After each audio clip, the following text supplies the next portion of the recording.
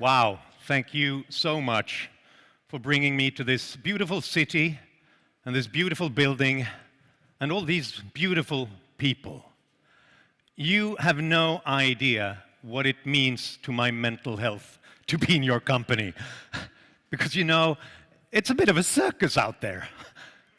It is a little crazy, it is a little scary out there. And since we're in Prague, I thought the best way to convey my sense of anxiety in this moment of time is with the parallel to one of the city's greatest authors, Franz Kafka. Have you read Kafka? Then you know his exquisite way of presenting human disorientation is kind of fitting in this day and age. And if you've read The Metamorphosis, I can say that I sometimes feel like I'm Gregor Samsa in reverse. If you've read it, you know the first famous few lines. As Gregor Samsa awoke from unsettling dreams one morning, he found himself transformed in his bed into a monstrous vermin. Right? Pretty powerful stuff. Hate it when that happens. His family doesn't recognize him. His colleagues, they don't recognize him. They don't even understand what he's saying. And you know what? I feel sometimes like I'm waking up in the morning and I'm fine, but everybody else has turned into, well, monstrous vermin. That's a bit harsh. But, like some sort of strange, exotic, weird colossal bugs. I meet old center-right conservatives who are now suddenly waking up as pro-deficit, pro-imperial presidency, anti-immigration protectionists. I meet old leftist do-gooders who have decided that the way to save the planet is to deprive the working class of choice and of growth, and to throw people into poverty and hunger through degrowth. I notice that there are many leaders of democratic countries who have woken up and have suddenly turned into tin pot dictators, authoritarian strongmen who despise the open economy, the rule of law, and are looking for any excuse to betray their alliances with democracies who are fighting for their freedom and independence. You know that you have woken up in an alternative timeline when you as conservatives want to plan the economy and destroy world trade. And the Chinese Communist Party responds on social media with clips of Ronald Reagan defending free markets. I mean, when you notice that America has a Peronist president and Argentina a libertarian free trader, you ask yourself, on which planet in the multiverse have I woken up? As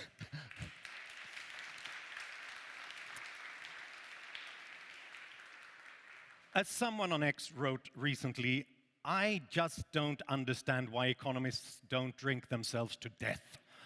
and I know what he refers to when politicians are trying to destroy world trade and are building up unsustainable debts that will destroy our economies.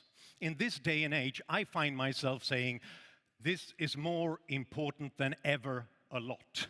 I say it again and again, and I'm afraid I'm going to have to repeat it, because it is more important than ever in my lifetime, at least, to defend a simple, yet somewhat counterintuitive idea: openness.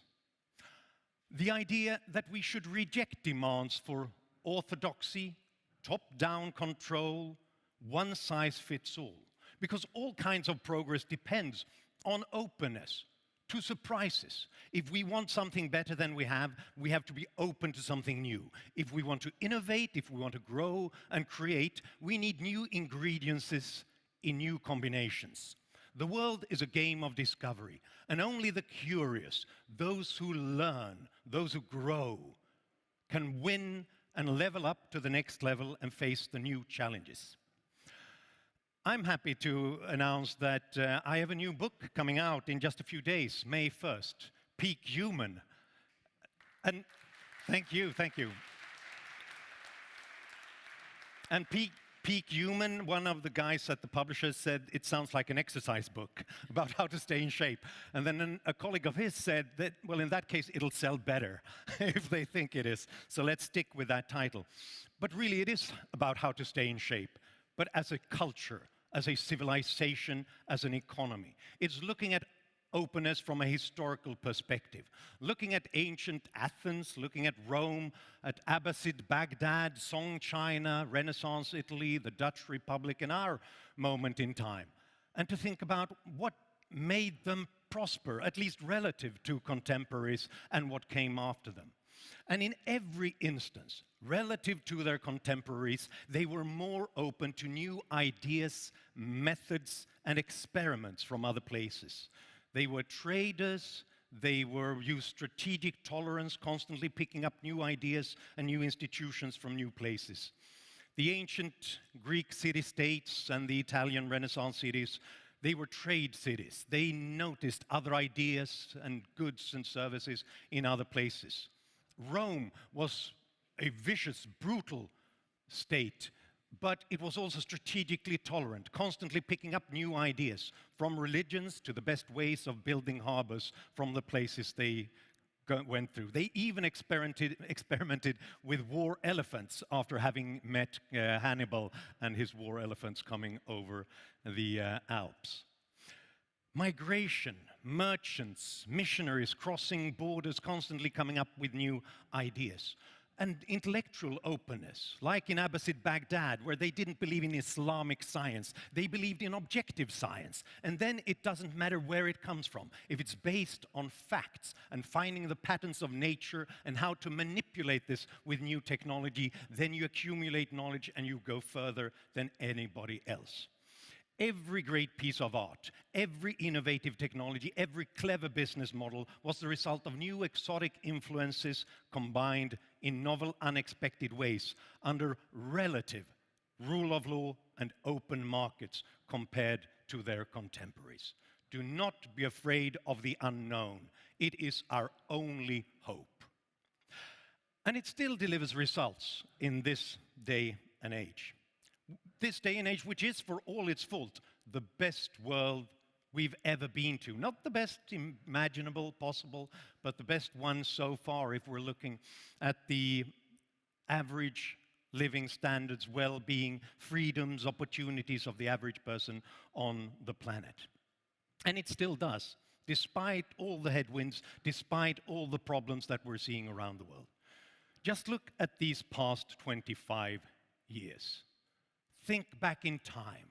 If we had met here 25 years ago, around the turn of the millennium, and had this kind of conference, and someone were to tell you what would happen in the next 25 years, what would you have thought? If someone had stood here and said, in the next 25 years, we'll have massive terrorist attacks, we'll have migration crisis, we'll have endless wars in the Middle East, we'll have devastating financial crisis, the return of inflation, a pandemic that will shut down the entire world, and then Putin will invade Ukraine and start the largest industrial war since the Second World War. What would you have expected from these 25 years? I know that I, for one, would have expected that now we would be living in some sort of post-apocalyptic scenario, some sort of Mad Max, Last of Us scenario where we would ravaging around, fighting each other for the last bits of food and fuel to make it through the day. But look around. I mean, it's not perfect in any way. We do have awful, terrible problems and headwinds, but it's not Mad Max. On the contrary, these 25 awful years have also been the 25 best years in human history. If you look at objective indicators of human well-being, on average, not in every place, but on average. If we measure global wealth by looking at GDP per capita, adjusted for inflation and purchasing power, roughly a third of all the wealth that mankind has ever achieved was created during these 25 awful years. Extreme poverty came down by 130,000 people every day during these 25 awful years. Child mortality was roughly cut in half, which means that last year, 4 million fewer children died than in the year 2000. In other words, for some reason, when everything was going to the dogs, everything turned out pretty good, at least compared to everything else in human history. And why is that? Had someone had a plan for this? Has this been achieved by one guy who was elected to solve all our problems? Or a dictator somewhere? They would have erected statues to him everywhere. But it wasn't created by one man or one plan, but by millions of people and millions of plans. Millions of individuals, households, entrepreneurs, innovators, and workers who looked at the problems that came their way and constantly adapted their ways. They adjusted, they improvised, they experimented. Businesses rebuilt supply chains in real time when the world was shutting down. They tweaked manufacturing to be able to produce something when they couldn't get the inputs and the workers that they needed. Households and entrepreneurs constantly changing, adapting their ways, constantly developing new technologies and innovate our way around every problem that came our way. As Henry David Thoreau, the transcendentalist poet and philosopher, said 150 years, it seems like business and commerce are made of rubber because they constantly bounce on top of every obstacle put in their way by politicians and by nature.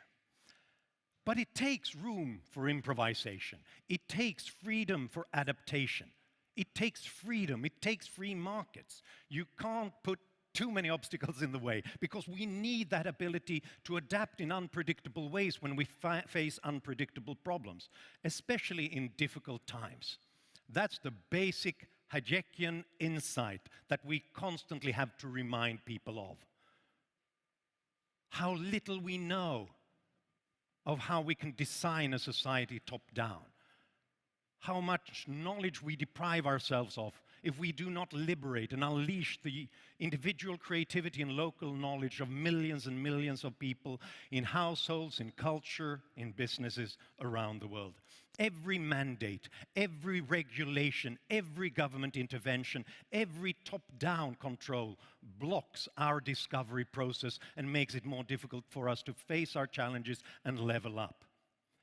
Just look at how every business model surprises even the entrepreneurs who started it, because you can't do it from the committee table or from the blueprint.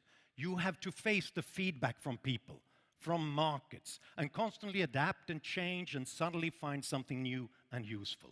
Just look at how robotics suddenly improves by looking at gaming and what has been discovered there. Or just look at my own favorite example of surprise serendipitous innovation, which I was told about recently from a guy who's very active in furry fandom. Are you familiar with furry fandom? Some of you might be involved. It's actually people just like us meeting at big conferences like this, only they dress up as animals. Because they're interested in anthropomorphic characters, so they have these furs and they're sort of anthropomorphic cats and birds and stuff, and it's really exotic. It's a spin-off from science fiction culture, really. But they've noticed one problem, well, several problems actually, but the biggest problem is that it gets quite warm. If you have a three-piece suit and at a conference like this, it's pretty hot, but if you dress up in fur, it's difficult indeed. So one guy there started to innovate a vest that would cool him down. So amazing small pieces of technology and electronics that created a cooling vest so that he could adjust the temperature beneath this fur. And the amazing thing is that then, obviously, there are other sectors in the world where they need to cool down a bit, like the military. They carry around lots of equipment and uniforms in warm places, so they looked to furry fandom and noticed that they had achieved breakthroughs that they hadn't in ARPA and DARPA and all those fancy institutions. So suddenly, the US military and others, they go to furry fandom conventions and learn about their technologies. And I think that if the military-industrial complex can learn from furry fandom, there is no limit to the innovation, to the surprises, to the discovery that can take place if we only unleash more people and allow them to intermingle and come up with new solutions. This goes everywhere. This even goes in the most authoritarian dictatorships. This even goes for China. Yes, they can show up some fancy bits and pieces of innovation. Often they're imitations of other thing, but there is also creativity and entrepreneurship over there, like DeepSeek, the new AI model that surprised the world. But that didn't come from one of the government-run companies that were supposed to invent AI. It surprised Xi Jinping as well. It didn't come from any of the state universities. It didn't even come from any of the companies that received state venture capital in China to develop large language models. It came from a quant hedge fund, a sector that Xi Jinping hates and that just happened to grow out of a previous era of deregulation in China. And they developed this technology. And so they weren't supposed to be a national champion. They weren't supposed to do it. It surprised the Communist Party just as much as it surprised the rest of the world. And the reason why China will fail is that it doesn't allow more experiments like that. Openness to surprises, to new knowledge, is the key to human progress. That's the message that we have to remind people of. Because the problem, of course, is that people don't like it. Most people are uncomfortable with openness and unpredictability. All the golden ages that I write about in Peak Human eventually declined and fell. All of them at some point reached a death to Socrates moment. When they became fed up with this intellectual openness and all these experiments, they wanted to impose orthodoxies. They wanted to burn the boats. They wanted to block trade. And they wanted to have one man coming up with all the solutions. History is a vast early warning system, and we should heed its call. Unpredictable outcomes are much less attractive than guaranteed ones, right? So people often fall for those who promise us false certainty. And since growth, innovation, trade, and peace are new phenomena, our Stone Age brains have a hard time understanding positive-sum games, mutually beneficial outcomes. And that's why we always hear at the back of our minds what Mario Vargas Llosa, the great novelist and great champion of liberal causes, called the call of the tribe. The call of the tribe, trying to pull us back from modern civilization, back into disappearing in the crowd, into the collective or the swarm of monstrous vermin or whatever. The temptation to let somebody else call the shots and guarantee the results. Vargas Llosa warned that socialism and nationalism is nothing else than the call of the tribe, trying to destroy the individual and pull us back into the past. And now we hear the same call from the authoritarian forms of populism in many places. And that's why we have to remember that just like in Ronald Reagan's days, the 9 most terrifying words in the English language are, "I am from the government and I'm here to help." Because top-down solutions to our problems just mean that we replace the wisdom of billions and their constant experiments and feedback with the preferences of a few people in the top. And that's why every time a politician or a populist tells us that I have the solution to all your problems, just give me the power and I'll give you the results, I'm always reminded of the old joke about the job interview. You know, the guy walks into the office, they're looking at his CV, it says, "You're quick at maths. You're very quick at mathematics, okay? Prove it. So what's 11 times 16? And he goes, it's 42. What? That's not even close. No, but it was quick. And that's the problem. It's always tempting with quick maths, but we don't want quick maths, we want correct maths. Or as Thomas Sowell once put it, if what you want from politicians are quick and easy answers, someone is sure to supply them regardless of which party you follow. History can tell you where quick and easy answers lead, but if you don't want to bother reading history, you can just relax, lean back, wait, and relive history's all catastrophes. That's the risk we're in. Don't take it for granted. Don't take this unique human civilization for granted, because every time we've tried it in history, eventually it's failed, because the tribe pulled us back into oppression and into stagnation. We cannot take it for granted. We have to fight for it. But there is hope. There is hope because it's also pretty easy to see that the maths doesn't add up. The worst and the worst and the best thing about populism is that it doesn't work. It's bad that it doesn't work, but it also means that we can see that it doesn't work. It's obvious that it doesn't deliver. And then there is a moment in time when we can argue for the opposite.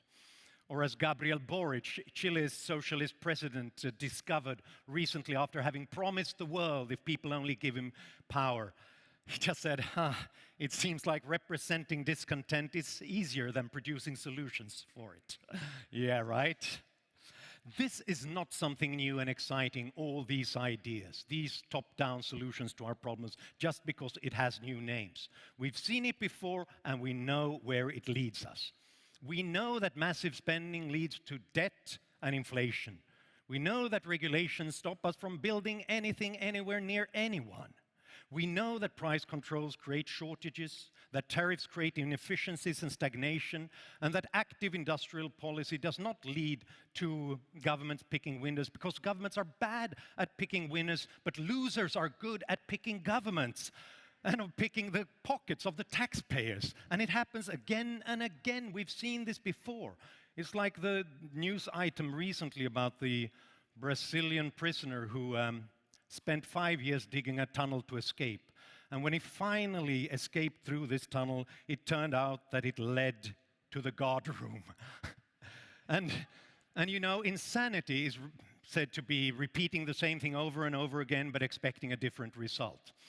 Well, socialism, nationalism, populism, and Trumponomics is repeating the same government overreach over and over again and expecting to end up somewhere else than in the guard room.